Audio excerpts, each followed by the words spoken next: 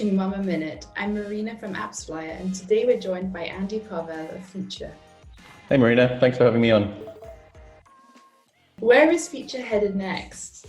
We've been, lucky enough to work with some of the really great leading brands that are sort of like in the sort of techie app space, like kind of mostly like VC funded, great apps like Headspace, Deezer, SoundCloud, Adobe now as well. And so we're sort of starting to kind of progress, I think, a little bit from working just with the VC funded techie brands, but also then to sort of parlay some of that experience and take, what we know about how to make those great apps successful, and then take that a little bit more into enterprise. What's your top 3 favorite apps at the moment? So I just mentioned Headspace, so I better mention them again. Yeah, really, I love the app.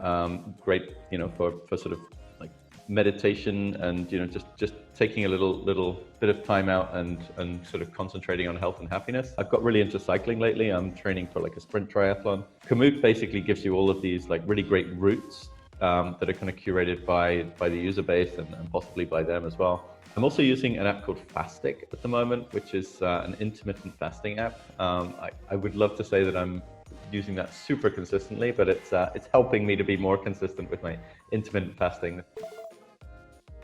What's your preferred news source and why? I'm quite addicted to the Daily Mail online. Yeah, they really seem to know how to kind of keep their audience engaged by kind of like constantly rotating the content and always kind of like bumping the popular stuff up to the top. I know it's trashy, but yeah, it's actually at least one of my preferred news sources. If you could split your time between 3 locations, which would they be and why?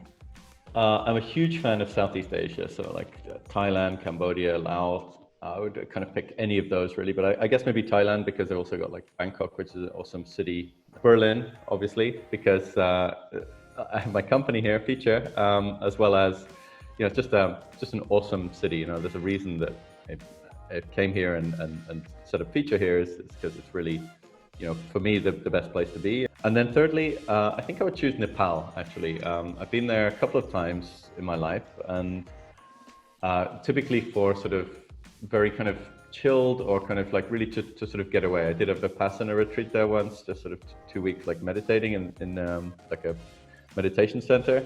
And the time before I was sort of trekking in the Himalayas, and like both of those experiences are just like really great ways to just really get away from things completely and really switch off and have like a digital detox. So yeah, I think Nepal would be my third. What's your favorite DJ set you've heard at Berghain?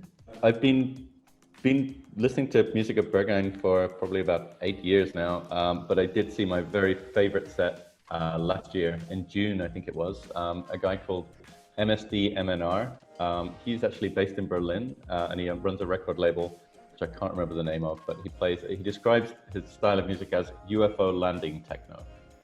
And the set that he played was like a 4-hour set in the middle of the day. It was absolutely incredible, and everybody who was on the dance floor was just so completely absorbed by it. It really did feel like an alien invasion, and it was like super fierce techno. It was great getting to know you a bit better, Andy. Thank you for joining us today. Yeah, thanks, Marina.